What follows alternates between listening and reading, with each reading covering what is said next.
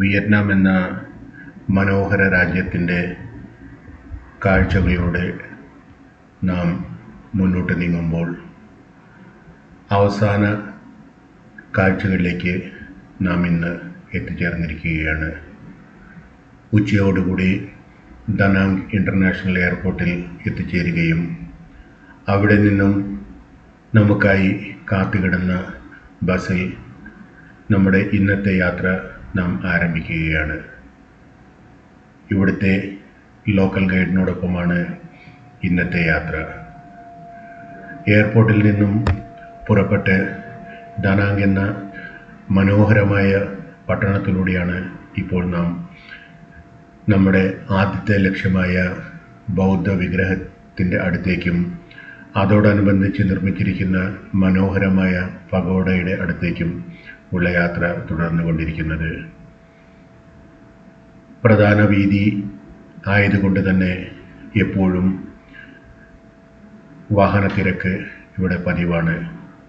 ആഴ്ചകളിലെ അവസാന ദിവസങ്ങളിൽ പ്രത്യേകിച്ചും വളരെയേറെ തിരക്കനുഭവപ്പെടുന്ന ഒരു സിറ്റി കൂടിയാണ് ഈ ദനാങ് എന്ന മനോഹരമായ ടൂറിസ്റ്റ് കേന്ദ്രം. ദനാങ് എന്ന സിറ്റിയെ ഒരു ടൂറിസ്റ്റ് കേന്ദ്രമായി ഇപ്പോൾ വിയറ്റ്നാം ഭരണകൂടം വളർത്തിയെടുത്തുകൊണ്ടിരിക്കുകയാണ്. അവരുടെ ആശയമെന്നാൽ ഏതാണ്ട് 5 വർഷത്തിന് ശേഷം പട്ടായയെ പോലെ ലോകപ്രസിദ്ധമായ ഒരു വിനോദസഞ്ചാര കേന്ദ്രമായി ഈ ദനാങ് എന്ന സിറ്റിയെ മാറ്റിയെടുക്കുക എന്നതാണ്. അതിനുള്ള തകൃതിയായ ഒരുക്കങ്ങളും ഇൻഫ്രാസ്ട്രക്ചർ ഡെവലപ്മെൻറ്റുകളും അടിസ്ഥാന സൗകര്യങ്ങളുടെ പണിയും ഒക്കെ ഇവിടെ തകൃതിയായി നടന്നുകൊണ്ടിരിക്കുകയാണ്. നാം ഇപ്പോൾ ദനാങ്ങിൻ്റെ പ്രധാന വീതിയിലൂടെയാണ് ബൗദ്ധ വിഗ്രഹത്തിൻ്റെ അടുത്തേക്ക് ഇപ്പോൾ യാത്ര ചെയ്യുന്നത്. 4 വരി പാതയാണ് ഇത്. പാതയുടെ നടുവിലായി അതിമനോഹരമായി വെട്ടി ഒരുക്കി നിർത്തിയിരിക്കുന്ന പൂച്ചെടികളും അതുപോലെ തന്നെ പച്ചപ്പും, ഒപ്പം റോഡരികിലെങ്ങും വളരെ മനോഹരമായി തന്നെ വെച്ച് പിടിപ്പിച്ചിരിക്കുന്ന ഹരിതാപമായ സസ്യലതാദികളും മറ്റും. കണ്ണിന് വളരെയേറെ കുളിർമയേകുന്ന മനോഹര കാഴ്ചകളാണ് ഇങ്ങും. വൃത്തിയുടെ കാര്യത്തിൽ എടുത്തു പറയേണ്ട ഒരു ശുചിത്വമാണ് ഈ സിറ്റി എന്നും കാത്തു സൂക്ഷിക്കുന്നത്. ഒരിടത്ത് പോലും ഒരു മാലിന്യ കൂമ്പാരമോ ചപ്പുചവറോ ഒന്നും നമുക്ക് കാണാൻ സാധിക്കുകയില്ല. എല്ലായിടത്തും വളരെ മനോഹരമായി ഡിസൈൻ ചെയ്ത് നട്ടുപിടിപ്പിച്ചിരിക്കുന്ന തോട്ടങ്ങളും പൂന്തോട്ടങ്ങളും അതുപോലെ തന്നെ സസ്യസമ്പത്തും, ഒപ്പം മനോഹരമായി നിർമ്മിച്ച് പരിപാലിച്ചു വരുന്ന 4 വരി പാത. നിറഞ്ഞൊഴുകുന്ന ട്രാഫിക് ആണെങ്കിൽ കൂടി എല്ലാവരും വളരെയേറെ ഡിസിപ്ലിനോടു കൂടിയാണ് ഇവിടെ വാഹനങ്ങൾ ഓടിക്കുന്നത് എന്ന് നമുക്ക് കണ്ടാൽ മനസ്സിലാകും. ബസ്സുകൾ നന്നേ കുറവാണെങ്കിലും ടാക്സികളും ഇരുചക്ര വാഹനങ്ങളും ധാരാളമായി ഈ സിറ്റിയിൽ ഓടുന്നുണ്ട്. ഇരുചക്ര വാഹനങ്ങളാണ് ഒരു പരിധിവരെ നമുക്ക് എങ്ങും ഇവിടെ കാണാൻ സാധിക്കുക. ഒരുപക്ഷെ വിയറ്റ്നാമിൻ്റെ ഒരു പ്രത്യേകതയും അത് തന്നെയാണ് എന്നാണ് എനിക്ക് തോന്നുന്നത്. പണ്ട് കാലത്ത് ധാരാളമായി സൈക്കിൾ ഉപയോഗിച്ചിരുന്ന ഒരു രാജ്യം കൂടിയാണ് വിയറ്റ്നാം എന്ന ഈ കൊച്ചു രാജ്യം. ഇപ്പോൾ സൈക്കിൾ യാത്രക്കാർക്കൊപ്പം തന്നെ ഇരുചക്ര വാഹനങ്ങളും ഇവിടെ ധാരാളമായി ജനങ്ങൾ തങ്ങളുടെ സഞ്ചാരത്തിനായി ഉപയോഗിക്കുന്നുണ്ട്. സിറ്റി ബസ്സുകളോ സർവീസ് ബസ്സുകളോ നമുക്ക് ഒരിടത്തും കാണാൻ സാധിക്കുന്നതുമല്ല. ഒട്ടുമിക്ക ആൾക്കാരും ഇവിടെ തങ്ങളുടെ യാത്രയ്ക്കായി ടാക്സികളാണ് ഉപയോഗിക്കുക. ജോലിക്ക് പോകുന്നവരും മറ്റാവശ്യങ്ങൾക്കായി പോകുന്നവരും അധികമായി ഇവിടെ ഉപയോഗിക്കുന്നതും സൈക്കിളുകളോ ഇല്ലെങ്കിൽ ദ്വിചക്ര വാഹനങ്ങളോ മറ്റുമാണ്. അതുകൊണ്ട് തന്നെ ഈ നഗരത്തിൽ ഹോച്ചിമിൻ സിറ്റിയെ പോലെ നമുക്ക് ധാരാളം ദ്വിചക്ര വാഹനങ്ങളും സൈക്കിളുകളും കാണാൻ സാധിക്കുന്നതാണ്. ഈ ദ്വിചക്ര വാഹനങ്ങളുടെയും സൈക്കിളുകളുടെയും ബാഹുല്യം നമുക്ക് മനസ്സിലാക്കണമെങ്കിൽ ഏതെങ്കിലും ഒരു ട്രാഫിക് സിഗ്നലിൽ നാം എത്തിച്ചേരണം. തേനീച്ചകളെ പോലെ കൂട്ടത്തോടെ അവിടെ വന്ന് വളരെ ഡിസിപ്ലിനോടുകൂടി പാർക്ക് ചെയ്യുകയും ട്രാഫിക് തുറന്നാൽ വളരെ ഡിസിപ്ലിനോടുകൂടി അവിടെ നിന്ന് പുറപ്പെടുകയും ചെയ്യുന്ന സൈക്കിൾ സവാരിക്കാരും ദ്വിചക്ര വാഹനക്കാരും ഒരു മനോഹരമായ.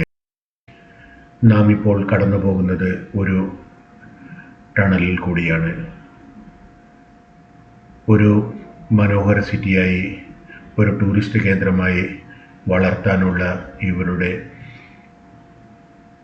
വിൽ പവറിൻ്റെ ഏറ്റവും വലിയ ഉദാഹരണമാണ് ഇങ്ങനെ മനോഹരമായി നിർമ്മിച്ചിരിക്കുന്ന അടിസ്ഥാന സൗകര്യങ്ങൾ. ഇപ്പോൾ ഈ ടണലിലൂടെ നാം ദീർഘദൂരം യാത്ര ചെയ്ത് എത്തിച്ചേരുന്നത് മനോഹരമായ ഒരു ബ്രിഡ്ജിലേക്കാണ്. ചൈനയോ ജപ്പാനോ സാങ്കേതിക വിദ്യ നൽകി നിർമ്മിച്ചിരിക്കുന്ന പടുകൂറ്റൻ എന്നാൽ അതിമനോഹരമായ ഒരു തൂക്കുപാലത്തിലേക്കാണ് ഇപ്പോൾ നാം കടന്നു ചെല്ലുന്നത്. ഹാൻ നദിക്ക് കുറുകെ ഉള്ള അനേകം ചെറുതും വലുതുമായ പാലങ്ങളിൽ വളരെ പ്രധാനപ്പെട്ടതും ഏറ്റവും പുതുതായതുമായ ഒരു പാലമാണ് ഇപ്പോൾ നാം ഈ കടന്നു പോകുന്നത്.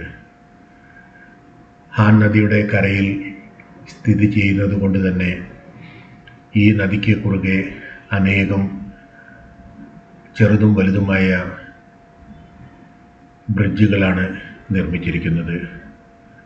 കാലാകാലത്തോളം പഴക്കമുള്ളതും ഏറ്റവും പുതിയതുമായ അനേകം ബ്രിഡ്ജുകളാണ് നമുക്കിവിടെ കാണാൻ പറ്റുക. അതിൽ ഏറ്റവും മനോഹരമെന്നും ഏറ്റവും കാഴ്ചപ്രാധാന്യം അർഹിക്കുന്നതെന്നും നമുക്ക് പറയാവുന്നത് ഇവിടുത്തെ ഡ്രാഗൺ ബ്രിഡ്ജാണ്. ഒരു പഴയ പാലം പോലും എങ്ങനെ ഒരു ടൂറിസ്റ്റ് അട്രാക്ഷൻ ആക്കാം എന്നതിൻ്റെ ഏറ്റവും ഉദാത്തമായ മാതൃകയും ആണ് ഈ ഡ്രാഗൺ ബ്രിഡ്ജ്. അതുപോലെ തന്നെ ഇവിടെ മറ്റനേകം കാഴ്ചകളുമുണ്ട് നമ്മെ ആകർഷിക്കാൻ. ഒരു ടൂറിസ്റ്റ് സിറ്റിയായി ഇതിനെ ഡെവലപ്പ് ചെയ്യുന്നത് കൊണ്ട് തന്നെ വഴിയരികം അതിമനോഹരമായി മരങ്ങളും പനകളും മറ്റും വെച്ച് പിടിപ്പിക്കുകയും അതിനെ പരിപാലിച്ച് ഒരുക്കുകയും ചെയ്യുന്നു. എവിടെ നോക്കിയാലും അണിഞ്ഞൊരുങ്ങിയ ഒരു നവവധുവിനെ പോലെ നമുക്ക് ഈ ദനാങ് സിറ്റി കാണാൻ സാധിക്കുന്നതാണ്. ധാരാളം ആൾക്കാർ തിങ്ങിപ്പാർക്കുന്ന ഒരു മുനിസിപ്പാലിറ്റി കൂടിയാണ് ഈ ദനാങ് സിറ്റി. ഇവിടെ നമുക്ക് അനേകം മനോഹരമായ കാഴ്ചകളാണ് കാണാനുള്ളത്. ഇന്നത്തെ നമ്മുടെ ലിസ്റ്റിൽ ആദ്യത്തെ കാഴ്ച എന്നത് ഈ കാത്ത് പരിപാലിച്ച് പോരുന്നു എന്ന് നാം വിശ്വസിക്കുന്ന, ഇവിടുത്തെ ആൾക്കാർ വിശ്വസിക്കുന്ന ബൗദ്ധ വിഗ്രഹമാണ്. ഈ ബൗദ്ധ വിഗ്രഹ പ്രതിഷ്ഠയ്ക്ക് മുമ്പ് എല്ലാ വർഷവും എന്നതുപോലെ തന്നെ ഇവിടെ കൊടുങ്കാറ്റും ചുഴലിക്കാറ്റും വെള്ളപ്പൊക്കവും സംഭവിക്കാറുണ്ടായിരുന്നു. എന്നാൽ ഒരു ബൗദ്ധ സന്യാസിയുടെ നിർദ്ദേശപ്രകാരം സിറ്റിക്ക് ഉള്ളിൽ നിന്നും എവിടെ നിന്ന് നോക്കിയാലും കാണത്തക്ക വിധത്തിൽ അത്ര ബൃഹതായ ഒരു ബൗദ്ധ വിഗ്രഹം നിർമ്മിക്കുകയും ഏതാണ്ട് 70 അടിയിൽ കൂടുതൽ ഉയരമുള്ള ഈ വിഗ്രഹം ഇവിടുത്തെ സിറ്റിയോട് ചേർന്നുള്ള ഏറ്റവും ഉയരം ചെന്ന കുന്നിനു മുകളിൽ സ്ഥാപിക്കുകയും ചെയ്തു. ഒപ്പം ഒരു മനോഹരമായ പഗോഡയും ഇവിടെ നിർമ്മിക്കുകയുണ്ടായി. ഈ ബൗദ്ധ വിഗ്രഹം ഇവിടെ നിർമ്മിച്ചതിന് ശേഷം, ഈ ബൗദ്ധ വിഗ്രഹം ഇവിടെ സ്ഥാപിച്ചതിന് ശേഷം ഇതുവരെ ഒറ്റ കൊടുങ്കാറ്റോ വെള്ളപ്പൊക്കമോ ഈ നഗരത്തിൽ ഉണ്ടായിട്ടില്ല എന്നതാണ് അത്ഭുതകരമായ മറ്റൊരു കാര്യം. ജനങ്ങളുടെ വിശ്വാസമാകാം, ഇല്ലെങ്കിൽ ബുദ്ധഭഗവാന്റെ അനുഗ്രഹമാകാം ഈ നഗരത്തെ ഇന്നും കാത്തുപരിപാലിച്ചു പോരുന്നത്. മനോഹരമായ കടൽക്കരയുടെ തീരത്തും കൂടിയാണ് ഈ നഗരം സ്ഥിതി ചെയ്യുന്നത്. ഇങ്ങനെ എന്തുകൊണ്ടും വളരെ പ്രധാനപ്പെട്ട ഈ ദനാങ് സിറ്റിയിലൂടെയുള്ള നമ്മുടെ യാത്ര മുന്നോട്ട് നീങ്ങുമ്പോൾ നാം ബൗദ്ധവിഗ്രഹവും അതുപോലെ തന്നെ ബുദ്ധൻ്റെ പഗോഡയുമുള്ള കുന്നിൻ മുകളിലേക്ക് എത്തിക്കൊണ്ടിരിക്കുകയാണ്. നമ്മുടെ യാത്രയിൽ ഉടനീളം ബൗദ്ധവിഗ്രഹം നമുക്ക് കാണാൻ സാധിക്കുന്നതാണ്. അത്രമാത്രം ഉയരത്തിലാണ് ഈ ബൗദ്ധവിഗ്രഹം ഇവിടെ സ്ഥാപിച്ചിരിക്കുന്നത്. ഈ ബൗദ്ധവിഗ്രഹമാണ് ഈ നഗരത്തെ കാത്തു പരിപാലിക്കുന്നതും ഈ നഗരത്തിൻ്റെ സുരക്ഷിത ഒരുക്കുന്നതും എന്നാണ് ഇവിടുത്തെ ആൾക്കാരുടെ വിശ്വാസം. ഏറ്റവും കൂടുതൽ മതവിശ്വാസികൾ ക്രിസ്തീയ മതത്തിൽ പെട്ടവരാണെങ്കിലും രണ്ടാം സ്ഥാനം ഇവിടുത്തെ ബൗദ്ധ മതവിശ്വാസികൾക്കാണ്. എവിടെ നോക്കിയാലും ബൗദ്ധ മതത്തിൻ്റെതായ കൺസ്ട്രക്ഷൻസും അതുപോലെ തന്നെ മറ്റ് വിഗ്രഹങ്ങളും ഒക്കെ നമുക്ക് ധാരാളമായി ഈ സിറ്റിയിൽ കാണാൻ സാധിക്കുന്നതാണ്. അങ്ങനെ ഈ മനോഹരമായ കാഴ്ചകൾ കണ്ട് നാം മുന്നോട്ട് നീങ്ങുമ്പോൾ നമുക്ക് ഇവിടെ ഉള്ള മനോഹരമായ കടൽ തീരമാണ് ഇപ്പോൾ നമ്മുടെ മുമ്പിലേക്ക് എത്തിച്ചേരുന്നത്. എങ്ങും വെള്ള മണൽ നിറഞ്ഞു കിടക്കുന്ന നീല നിറത്തിലെ അതിമനോഹരമായ കടൽ തീരമാണ് നമുക്ക് കാണാൻ സാധിക്കുക. അങ്ങനെ നമ്മുടെ യാത്രക്കിടയിൽ ഉച്ചക്കത്തെ ഭക്ഷണത്തിനായി നാം ഒരു ഇന്ത്യൻ റെസ്റ്റോറൻറ്റിലേക്ക് ഇപ്പോൾ എത്തിച്ചേർന്നിരിക്കുകയാണ്. വിയറ്റ്നാമിലെത്തി ഇന്ത്യൻ റെസ്റ്റോറൻറ്റിൽ നിന്നും ഇന്ത്യൻ ഭക്ഷണം കഴിക്കുക എന്നത് ഒരു സന്തോഷമുള്ള കാര്യമാണ്. കാരണം വിയറ്റ്നാമീസ് ഭക്ഷണങ്ങളാണ് സാധാരണ ദിവസങ്ങളിൽ നമുക്ക് ലഭിക്കാറുള്ളത്. ധാരാളം മത്സ്യവും മാംസവും അതുപോലെ തന്നെ എടുത്തു പറയേണ്ട ഒരു കാര്യം ചീനിക്കിഴങ്ങും ഇല്ലെങ്കിൽ സ്വീറ്റ് പൊട്ടറ്റോ എന്ന് നമ്മൾ വിളിക്കുന്ന നമ്മുടെ കൂടി വിഭവമായ സ്വീറ്റ് പൊട്ടറ്റയും ഒക്കെയാണ് നമുക്ക് ധാരാളമായി ഇവിടെ കഴിക്കാൻ ലഭിക്കുക. എന്നാൽ ഇതിൽ നിന്നൊക്കെ അല്പം മാറി ഇന്ത്യൻ റെസ്റ്റോറൻറ്റിൽ നമുക്ക് തനി ഇന്ത്യൻ വിഭവങ്ങളാണ് ഇന്ന് ലഭിക്കുക എന്ന് അറിഞ്ഞപ്പോൾ തന്നെ എല്ലാവരും ഒത്തിരിയേറെ സന്തോഷത്തിലാണ്. തിരുവനന്തപുരംകാരൻ ഇവിടെ നടത്തുന്ന ഒരു ഇന്ത്യൻ റെസ്റ്റോറൻറ്റിലേക്കാണ് ഉച്ചഭക്ഷണത്തിനായി നാം എത്തിച്ചേരുന്നത്. വളരെ മനോഹരമായി ഒരുക്കിയ ചെറിയൊരു റെസ്റ്റോറൻറ്റ്. അങ്ങനെ എല്ലാവരും ബസ്സിൽ നിന്നിറങ്ങി ഉച്ചക്കത്തെ ഇന്ത്യൻ ഭക്ഷണം കഴിക്കാനായി നടന്നു നീങ്ങുകയാണ്. എന്തൊക്കെയായിരിക്കും ഇന്ത്യൻ റെസ്റ്റോറൻറ്റിലെ വിഭവങ്ങൾ? ആരൊക്കെയായിരിക്കും ഇവിടുത്തെ വിഭവങ്ങൾ നമുക്കായി സർവ് ചെയ്യുന്നത്? മലയാളികളെ കാണാൻ പറ്റുമോ? മലയാളി രുചിയാണോ നമുക്ക് ലഭിക്കാൻ സാധ്യതയുള്ളത്? എന്നിങ്ങനെ അനേകം ചോദ്യങ്ങൾ മനസ്സിൽ ഉന്നയിച്ചുകൊണ്ടാണ് റെസ്റ്റോറൻറ്റിലേക്ക് നടന്നു നീങ്ങുന്നത്. നമ്മെ റെസ്റ്റോറൻറ്റിലേക്ക് ആനയിക്കുന്നത് നമ്മുടെ ടൂർ മാനേജറായ മുരളിയാണ്. ഏറ്റവും മുന്നിൽ നടന്ന് നമ്മളെ ആ റെസ്റ്റോറൻറ്റിലേക്ക് കൂട്ടിക്കൊണ്ടു പോകുന്നത്. ഏതൊരു യാത്രയിൽ എന്നതുപോലെ തന്നെ ഒത്തിരിയേറെ ഉത്സാഹത്തോടെയാണ് നമ്മുടെ ടൂർ മാനേജർ മുരളി നമ്മെ ഓരോ യാത്രയിലും അനുഗമിക്കുന്നതും നമ്മോടൊപ്പം ആയിരിക്കുന്നതും. ഇന്ത്യൻ അരോമ റെസ്റ്റോറൻറ്റ് എന്ന റെസ്റ്റോറൻറ്റിൽ നിന്നും രുചികരമായ ഇന്ത്യൻ വിഭവങ്ങളും കഴിച്ച് ഇപ്പോൾ നാം ബസ്സിൽ കയറി നമ്മുടെ യാത്ര തുടരുകയാണ്. ഏതാണ്ട് 1.5 കിലോമീറ്റർ ദൂരത്തായിട്ടാണ് നാം കാണാനിരിക്കുന്ന നമ്മുടെ ബൗദ്ധവിഗ്രഹവും പഗോഡയും സ്ഥിതി ചെയ്യുന്നത്. നാം അങ്ങോട്ടുള്ള യാത്രയിലാണ്. യാത്രയിലുടനീളം ഞാൻ വിയറ്റ്നാം എന്ന ഈ കൊച്ചു രാജ്യത്തെയും ഇവരുടെ പടപൊരുതലിനെയും സ്വാതന്ത്ര്യത്തിനു വേണ്ടിയുള്ള ഇവരുടെ അവിശ്രാന്തമായ ഒളിപ്പോരിനും ഒക്കെ ശേഷം ഇപ്പോൾ സ്വതന്ത്രമായി സന്തോഷമായി ജീവിക്കുന്ന ഒരു ജനതയെക്കുറിച്ചും ഒക്കെയാണ് ചിന്തിച്ചുകൊണ്ടിരിക്കുക. വിയറ്റ്നാം എന്ന ഈ കൊച്ചു രാജ്യത്തെ 5ാമത്തെ പ്രധാന നഗരമാണ് ഈ ദനാങ് സിറ്റി എന്ന് പറയുന്നത്. ഇതൊരു മുനിസിപ്പാലിറ്റി കൂടിയാണ്. വലിയ തോതിൽ ഇവിടെ ജനം തിങ്ങിപ്പാർക്കുന്നു എന്നതാണ് മറ്റൊരു സത്യം. പസഫിക് സമുദ്രത്തോട് ചേർന്ന് കിടക്കുന്നത് കൊണ്ട് തന്നെ നല്ലൊരു തുറമുഖം കൂടിയാണ് ഈ ദനാങ് എന്ന് പറയുന്ന സിറ്റി. ഒപ്പം തുറമുഖവും ഇൻ്റർനാഷണൽ എയർപോർട്ടും ഒക്കെ ഉള്ളത് കൊണ്ട് തന്നെ ഒരു വാണിജ്യ കേന്ദ്രവും കൂടിയാണ്. ഈ സിറ്റി പണ്ട് അറിയപ്പെട്ടിരുന്നത് കു ആൻ എന്നാണ്.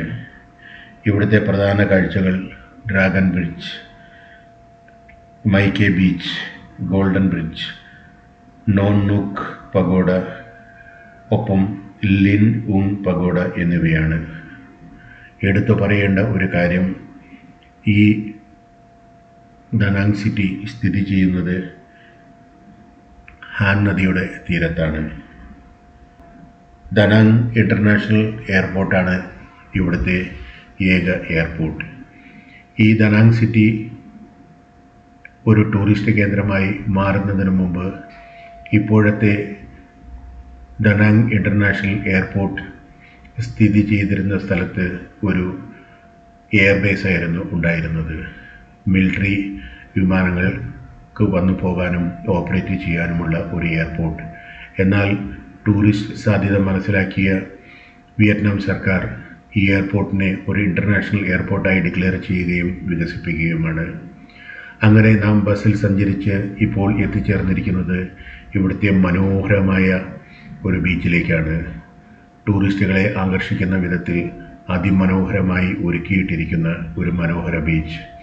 എങ്ങും ആർത്തുല്ലസിക്കാൻ തക്ക രീതിയിൽ അതിമനോഹരമായി അണിയിച്ചൊരുക്കിയ ബീച്ചാണ് നമുക്കിവിടെ കാണാൻ സാധിക്കുക. ധാരാളം കുടിലുകളും സസ്യങ്ങളും ഒപ്പം വിനോദസഞ്ചാരത്തിനായി ആവശ്യമായ എല്ലാവിധ അടിസ്ഥാന സൗകര്യങ്ങളും ഇവിടെ ഒരുക്കിയിട്ടുണ്ട്. വരുന്ന ടൂറിസ്റ്റുകൾക്ക് തങ്ങളുടെ സുഹൃത്തുക്കൾക്കൊപ്പവും കുടുംബത്തോടൊപ്പവും സന്തോഷകരമായി ഈ ബീച്ചിൽ ചെലവഴിക്കാനുള്ള എല്ലാ രീതിയിലുള്ള അടിസ്ഥാന സൗകര്യങ്ങളും ഇവിടെ ലഭ്യമാക്കിയിട്ടുണ്ട്. ആഴം കുറഞ്ഞ അതിവിശാലമായ മനോഹരമായ ബീച്ചാണ് ഇവിടെ ഏറ്റവും വലിയ പ്രത്യേകതയെ നമുക്ക് തോന്നുന്നത്. അങ്ങനെ ഈ ബീച്ചിലെത്തുകയും സായാഹ്നങ്ങൾ ഇവിടെ ചെലവഴിക്കുകയും ചെയ്യുന്ന ധാരാളം തദ്ദേശീയരും വിദേശീയരുമായ യാത്രികർ ഇവിടെയുണ്ട്. ആഴ്ചയുടെ അവസാന ദിവസങ്ങൾ ആയതുകൊണ്ട് തന്നെ ധാരാളം ടൂറിസ്റ്റുകളെ നമുക്ക് ഇവിടെ കാണാൻ സാധിക്കുന്നതാണ്. തങ്ങളുടെ കുടുംബത്തോടൊപ്പം ഒരാഴ്ചത്തെ കഠിനമായ ജോലിക്ക് ശേഷം അല്പം സമയം സന്തോഷമായി ചിലവഴിക്കാനും ഒപ്പം ഭക്ഷണം കഴിക്കാനും ആർത്തുല്ലസിക്കാനും ഒക്കെയായി ഇവിടെ എത്തുന്ന ധാരാളം ടൂറിസ്റ്റുകൾ.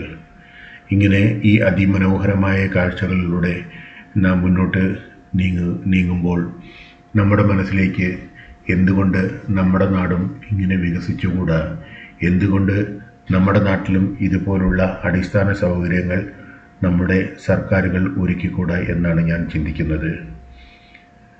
നാട് ചുറ്റി നടന്ന് കാണുന്ന ഒരു സഞ്ചാരിയെ സംബന്ധിച്ചിടത്തോളം നമ്മുടെ നാടിൻ്റെ നന്മയും നമ്മുടെ നാടിൻ്റെ റിസോഴ്സും ഒക്കെ നമ്മുടെ ചിന്തയിലേക്ക് ഓടിയെത്താറുണ്ട്. കാരണം എല്ലാം കൊണ്ടും അനുഗ്രഹീതമായ നാടാണ് നമ്മുടെ നാട്. എന്നാൽ അടിസ്ഥാന സൗകര്യ വികസനത്തിൽ മാത്രം നാം ഇന്നും വളരെയേറെ പുറകോട്ടാണെന്ന് പറയാതിരിക്കാൻ വയ്യ. അങ്ങനെ ഈ നാടിൻ്റെ നന്മയെക്കുറിച്ച് നാം ഓർത്തുകൊണ്ടും നമ്മുടെ നാടുമായി ഒരു തുലനം നടത്തിക്കൊണ്ടുമിരിക്കുമ്പോൾ നാം സഞ്ചരിക്കുന്ന നമ്മുടെ ബസ് നമ്മുടെ ലക്ഷ്യസ്ഥാനമായ ബൗദ്ധ ക്ഷേത്രത്തിലേക്ക് എത്തിക്കൊണ്ടിരിക്കുകയാണ്.